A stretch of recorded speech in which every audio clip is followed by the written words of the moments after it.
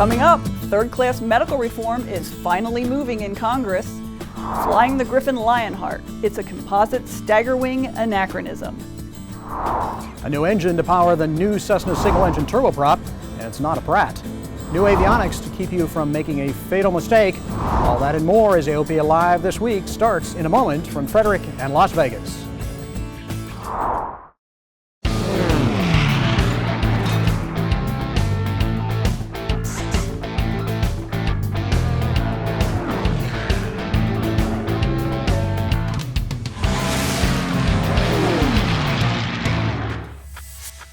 Biplane, instruments for professionals.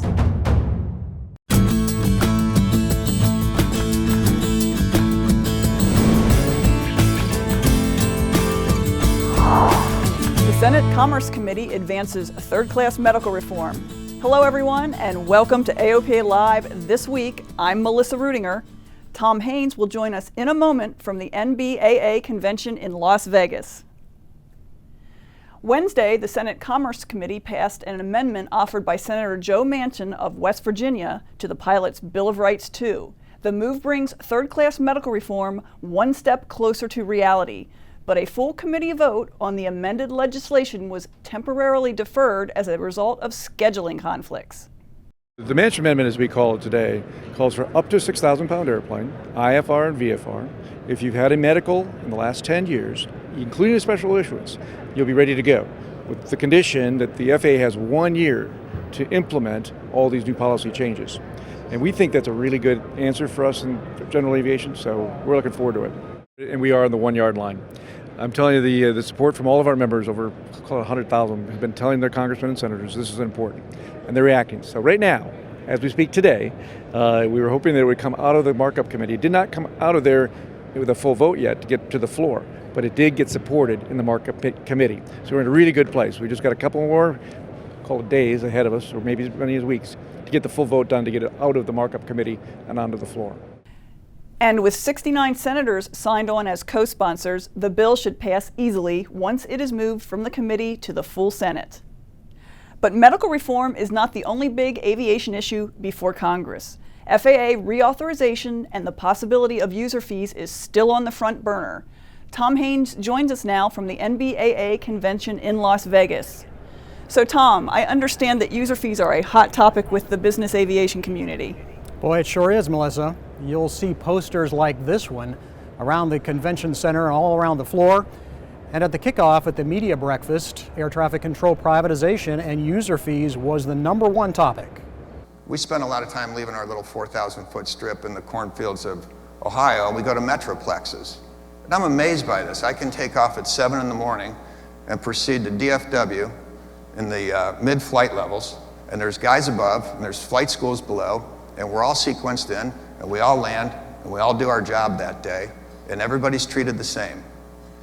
And that is an engine for my business. In this situation, we're proposing to take a core element of the nation's infrastructure and hand it to the largest users of the system, the airlines, with no regulatory oversight. That's not really a privatization. It's handing a monopolistic tool to people who are apt to use it, not to operate the system with maximum efficiency, but to operate the system for their competitive advantage. Now, what they're talking about is the FAA reauthorization bill. We haven't seen the actual bill yet, but there are some members of the aviation committees in the House and the Senate who very much favor privatizing air traffic control and paying for it with user fees. But that won't fly for AOPA either. And by hanging together with NBAA, EAA, and all the rest of us in general aviation, we've been successful in fighting back, led by AOPA on these issues. I feel confident that we will not have any user fees on any segment of general aviation as long as we hang together.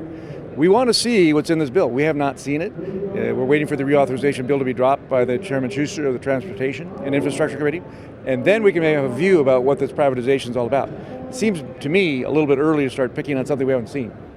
But putting politics aside, the real reason we come to the annual convention of the National Business Aviation Association is to see what's new and what's promised to come in business aircraft.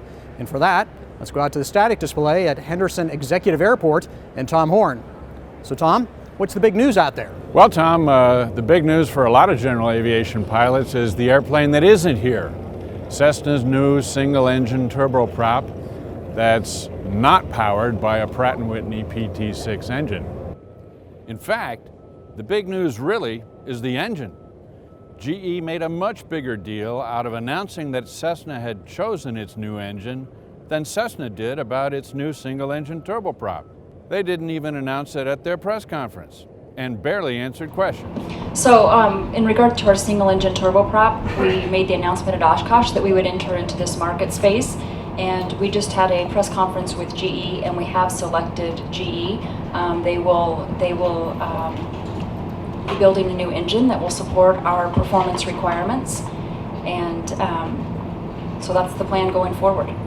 But we know a lot more about the engine. GE says the new clean sheet design will generate more power and less fuel than a PT6. It will come in flavors from 850 to 1650 shaft horsepower. The new Cessna Bird will get a 1300 shaft horsepower engine. We also have an integrated propulsion control. So there's a computer, often called a FADEC, on a jet engine, full authority digital engine control. But this control does more than just the engine. It also controls the propeller, so we can control the pitch, the speed, the torque, along with the engine. And when you put all that together, we have 10% more power at altitude while delivering 20% less fuel consumption, emission fuel consumption. So this enables airframers like Textron, who have selected this engine for a new single-engine turboprop, to really design a new class of aircraft around this engine. Cessna isn't saying what the airplane will look like, but promised that there will be a test aircraft on display next year at Oshkosh. At this point, we're targeting 1,500 nautical miles with a speed of over 280 knots. And Tom, Christie also said they're looking at 8 to 12 seat interior designs. So Tom, what did Cessna really want to talk about? Big jets, like so many other manufacturers out here at Henderson. One airplane on display, well, part of it anyway, is Cessna's Hemisphere, its newly announced airplane. This will be the largest Cessna jet ever built. First flight is predicted for 2019. It'll be a $35 million jet with a maximum range of 4,500 nautical miles and 102-inch wide fuselage interior. And that's all we have to show right now. Design work is still in progress, but they've got the fuselage tube on display for us here. You know, manufacturers hate to take airplanes out of the flight test program, but that's just exactly what Cessna did with its new Longitude. We are so excited to be here with the Citation Longitude. Truly, it's the second year that we've been able to bring innovation to an NBAA. With the Citation Longitude, we've really taken the feedback from our customers and prospects in terms of what they want in a super mid-sized jet. And what we know that they want is a combination of comfort and performance. It's a $26 million, 4,000 nautical mile, Honeywell-powered, 12-seat airplane. Certification is expected in 2017. Well, here we are with the Cessna Citation Latitude. You know, at last year's NBAA, they had a test airplane. This year, the airplane is certified, and this is one of the first to go into service. It's a $15 million, 2,850 nautical mile airplane with Garmin G5000 avionics. Well, here we are inside the Falcon 8X, which is halfway through its certification test. This is the number 6 airplane that they flew all the way from France to be here at NBAA. It's a $58 million airplane with a range of 6,450 nautical miles. And even though it has 3 Pratt & Whitney engines with 6,700 pounds of thrust each, Falcon says that it's about 35% more fuel efficient than other airplanes in the category, the ultra long range category. So here you can see the test stations. They've got the ballast down here, and it's quite a thing to have it here. Well, here we are with the Embraer's Legacy 450. This is a $17 million, 2,900 nautical mile airplane, which is a range figure that's been increased. It was announced here at the show. By changing a couple of wing ribs, they were able to add more fuel and get the extra range. So the airplane is capable of doing coast to coast both ways, San Francisco, Honolulu, with passengers on board, and we are very pleased also to announce that. It's fully fly-by-wire. It was certified just 4 months ago. Well, take a look behind me to see the G500. Gulfstream's a new airplane.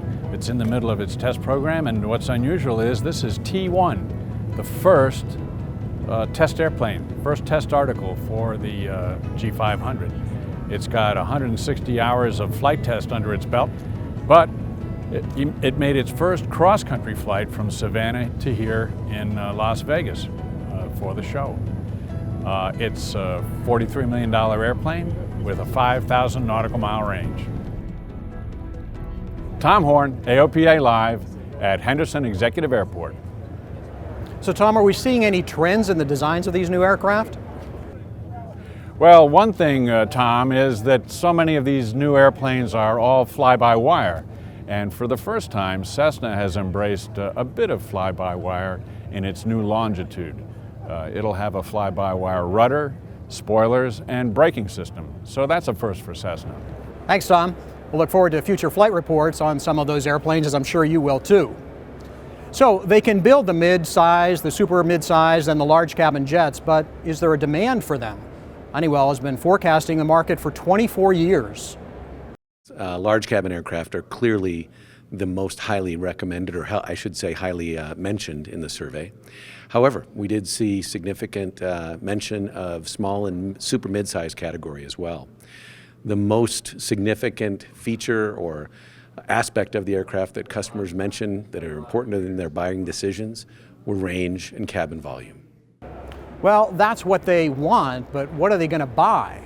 Honeywell's jet sales predictions show the lowest 10-year forecast in several years.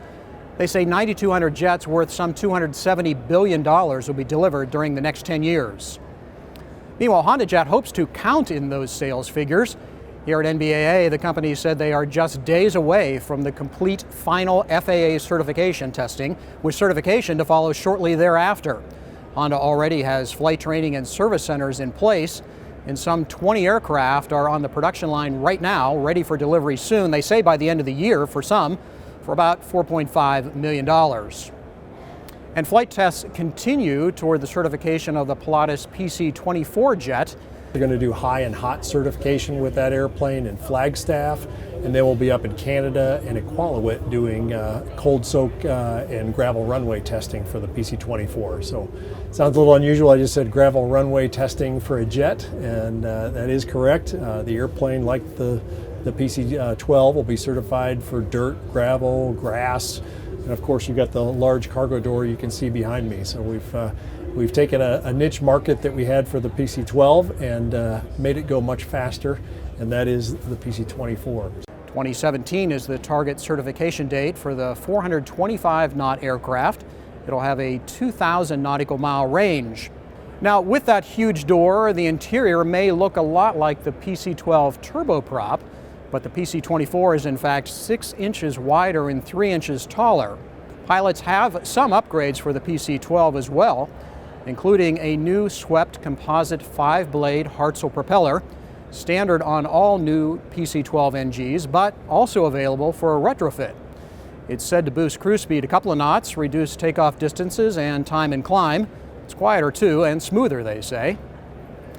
Now, what could you do if you had your own PC-12? How could it improve your business? Well, that was the question we asked in our AOPA Pilot Biz Avenue contest. Pilots submitted their answers, and the contest winner was presented to the NBAA audience here. We invited business owners and employees to tell us how they would use an aircraft and had access to a Pilatus PC-12 NG, and we would select one lucky winner. Our winner was Rewater Systems of Camarillo, California.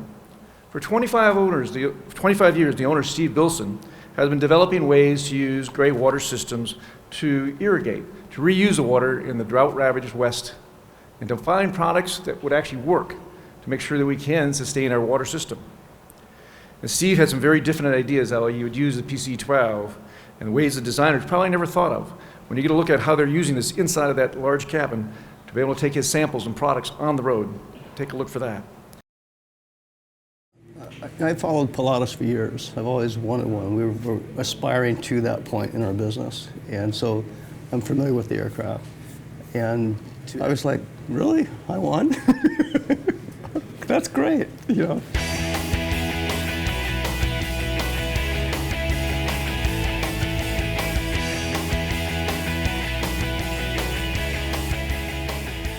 we make gray water irrigation systems that use showers, tubs, closed washer water for landscape irrigation. We have systems that can be delivered places all of a sudden for whatever reason. We have mostly people that need to go here, there, everywhere all the time.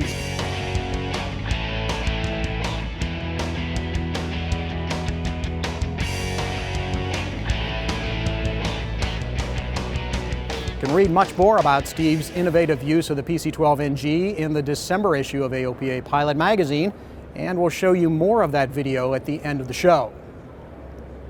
And this new aircraft runs on Jet A like the PC-12, but it's not a jet nor a turboprop.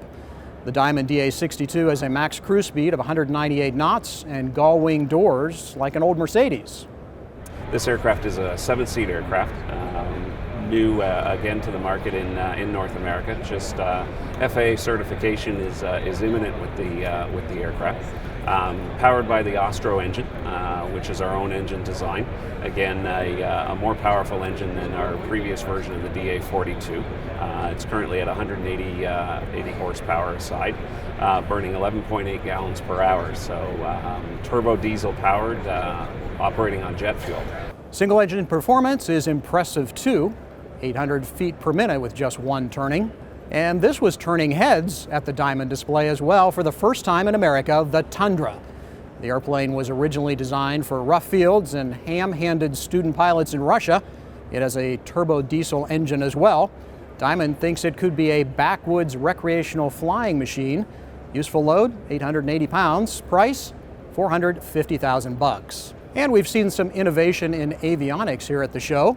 Sandell Avionics now offers 200 series King Air owners an alternative when upgrading their aircraft. This is a path-based system, both lateral and vertical, which is what Next Gen is all about. And in this system, path is represented essentially by a magenta line. Everybody knows what that is. But if I wanted to dial that magenta line and I wanted to intercept, this system will show what the path is going to be when I do that intercept.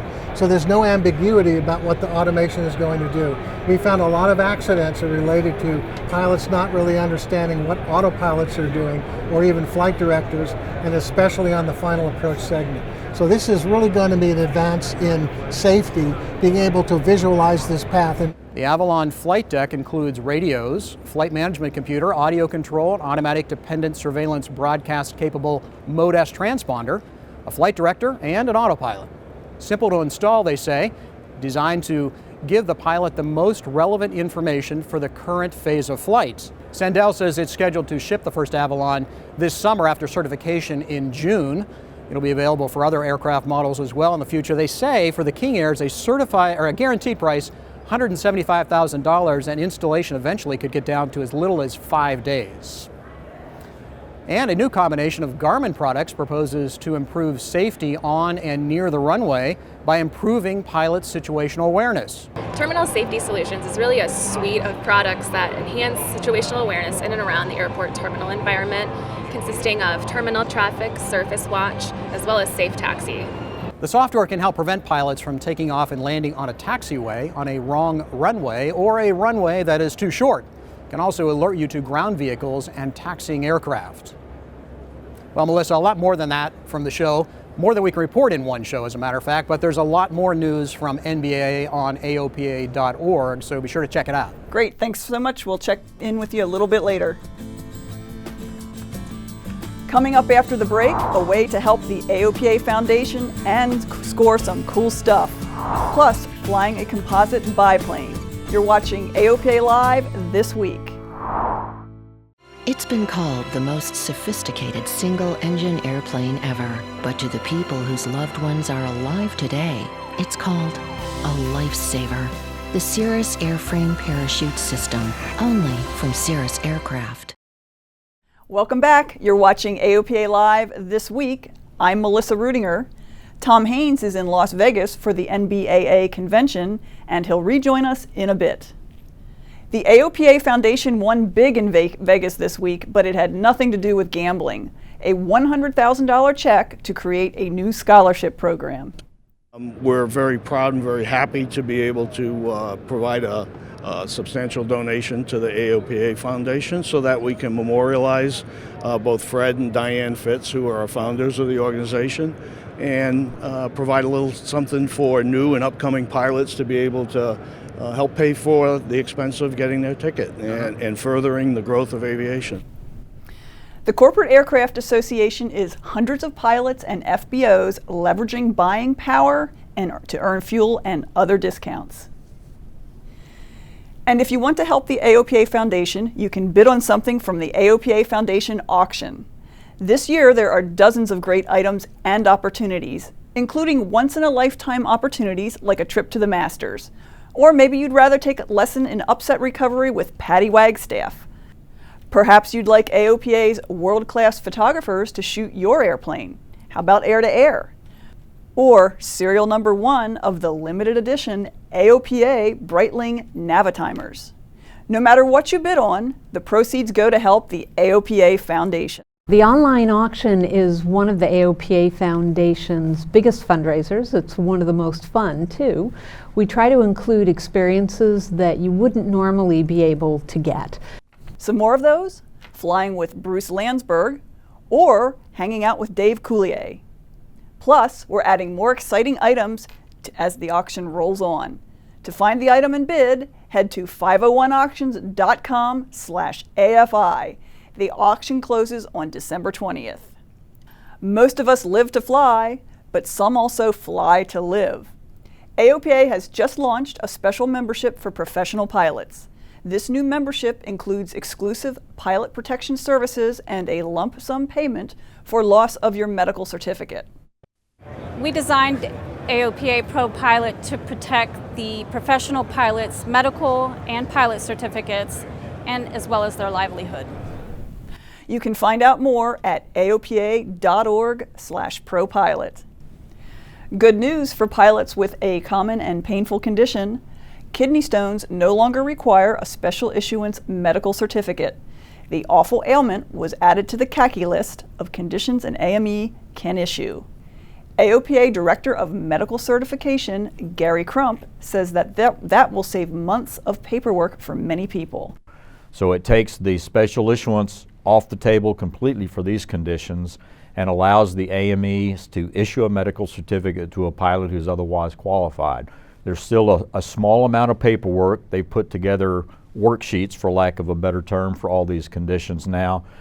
We suggest that the pilot take the worksheet to their treating physician, their family physician, or their specialist, have the doctor just check off the boxes on the worksheet, take the completed worksheet with you to your AME's office and for your flight physical, and if you're otherwise qualified, the AME can issue you a normal duration medical certificate right in the office. There are 13 other conditions on the CACI list. Find more information at aopa.org under the Pilot Resources tab. Just look for medical. What are some of your favorite aircraft? You won't have to ask too many pilots that question before you hear Beechcraft Staggerwing. Its classic lines and elegant design have inspired generations. But a generation ago, one aircraft designer imagined what could have been if you approached the design with modern technology. AOPA Live's Paul Harrop has the story of the Griffin Lionheart. Rare is an understatement. Beautiful does not do it justice. It's hard to describe the Griffin Lionheart. It was inspired by the staggerwing G model. We like to think of it as what Walter Beech would have done had he had the composite materials and tooling that we have today. Larry French envisioned a composite home-built kit that would bring the golden era back to life. He wanted something that could haul 6 adults with a lot of room, get there fast, and something that looked classy. 6 kits were made, and this, the factory demonstrator, is the only currently flying example. Powered by a Wright R985 with a 10-to-1 blower, this big cat can go. It's got the useful load and payload basically of a de Havilland Beaver, so we're 5,200 pounds max gross. We cruise economy at 185 knots burning. We can get her back to 18 gallons an hour at 8,500 feet. Everywhere Lionheart prowls, it draws a crowd. It's fun, it draws attention. Which brings it full circle for current caretaker Chris Davis. I first met this airplane in, I believe it was '99, which was actually my first trip to Oshkosh. And I talked the ear off of Gordy, who was the test pilot and the demo pilot, and Larry French. They were both there showing off the airplane. And, you know, I was a young kid at the time, and just, it was cool. I never thought, fast forward the clock, what's that, 12, 15 years, and I would come to know the airplane, get to ride in it, and then be the guy flying it. Larry French no longer flies the airplane and allows Chris to be a steward of it, so people can still see what might have been if Walter Beach had been around a half-century later. We let everybody that assumes it's hard to fly just believe that. It just demands a little attention. It's got a few little idiosyncrasies. You don't fly it like a Cub. You fly it like a Lionheart, but it's not really that difficult to fly.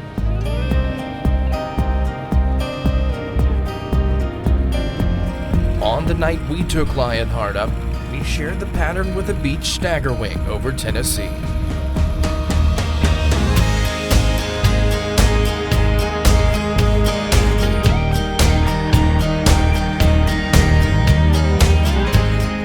Both airplanes are a remarkable sight, but Lionheart roars.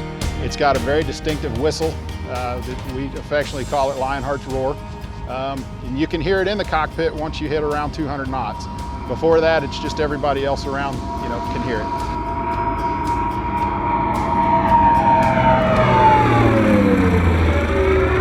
Flying this airplane makes you feel like you were back in time, when design and function flowed perfectly together, when radial engines were the norm, and when class, taste, and style came with staggered biplane wings.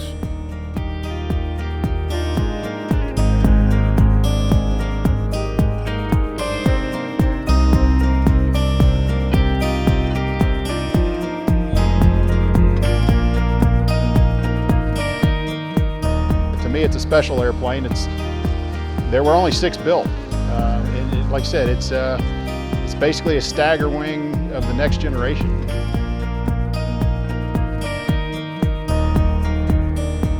In Tullahoma, Tennessee, Paul Harrop, AOPA Live.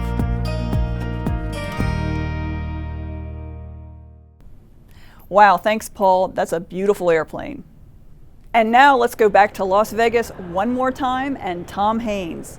So Tom, how was the show? You know, Melissa, this is always a great show. NBAA really does things right. Some 80 aircraft in the static display out at Henderson Executive Airport, 1,100 exhibitors, 18 aircraft here on the show floor. That's a record for NBAA. And it's all about business. As they like to say, no plane, no gain. How to maximize business effectiveness by using business aircraft. Now, there's a lot of high-end stuff here, and to be honest, Las Vegas can be a bit expensive. But our own Al Marsh has some business savvy of his own, and he found another way to make this convention profitable. You've got to pay $300 to $500 to get into NBAA, but once you're in here, you've got a chance to get your money back.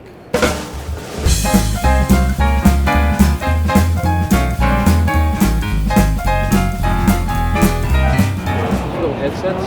Very good. How are you? Hey, buddy. Great. Okay. Help yourself. Thank you very much. You can never have enough pens. I've got 15, no 16, here's 17. Excellent. You have any freebies that you're giving away today? Are you famous? Yes, I am. Can I have one of the balls? Of course.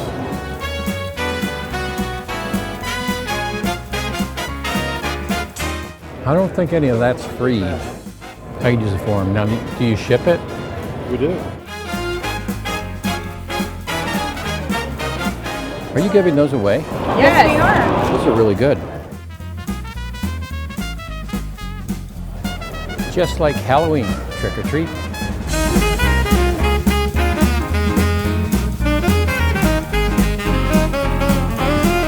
It's a heck of a lot better than trick or treating.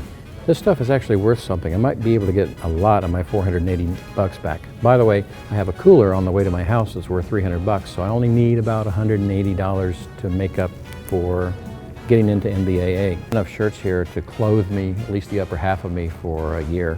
We got the sunglasses, we got your sticky notes here.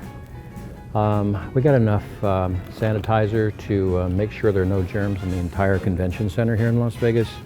Okay, so the best price goes to this guy from Houston Airports. Oh boy, okay, relax, get a grip on it. It's now time for a breather.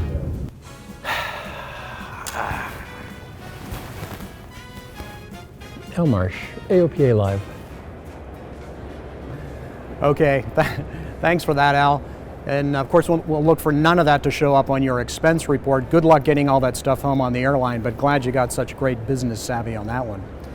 Melissa, that'll do it from here in Las Vegas. We'll be back in the studio next week. Great, thanks so much. We'll see you then. And that does it for this edition of AOPA Live This Week. For Tom Haynes in Las Vegas, I'm Melissa Rudinger.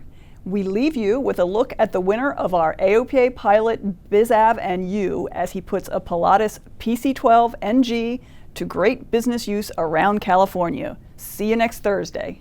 I followed Pilatus for years. I've always wanted one. We were aspiring to that point in our business. And so I'm familiar with the aircraft.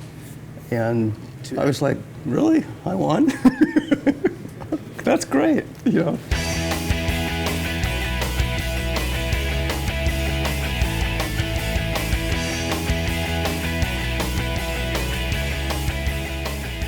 Well, we make gray water irrigation systems that use showers, tubs, closed washer water for landscape irrigation. We have systems that can be delivered places all of a sudden for whatever reason. We have mostly people that need to go here, there, everywhere, all the time.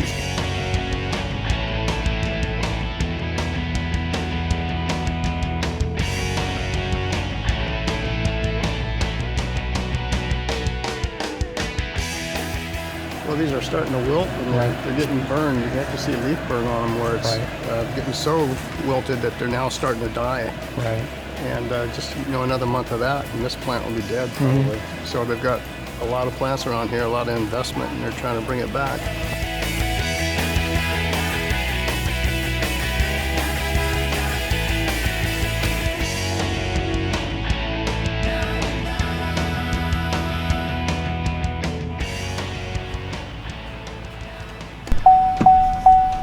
Morning. Morning. Good. How's it going this morning? It's going well.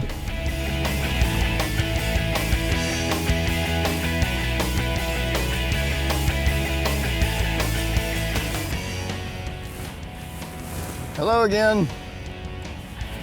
We're here for the Pilatus.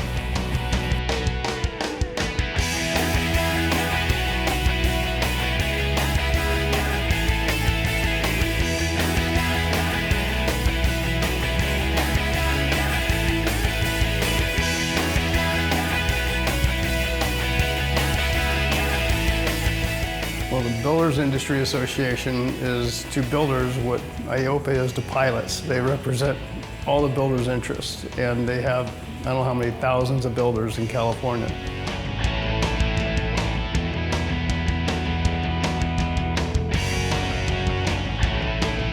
So tomorrow, we're going up to Sacramento, capital of the great state of California, and I'm going to talk to a state senator that's involved in water issues, been up in agriculture. I want to keep that plane. I don't want to give it back.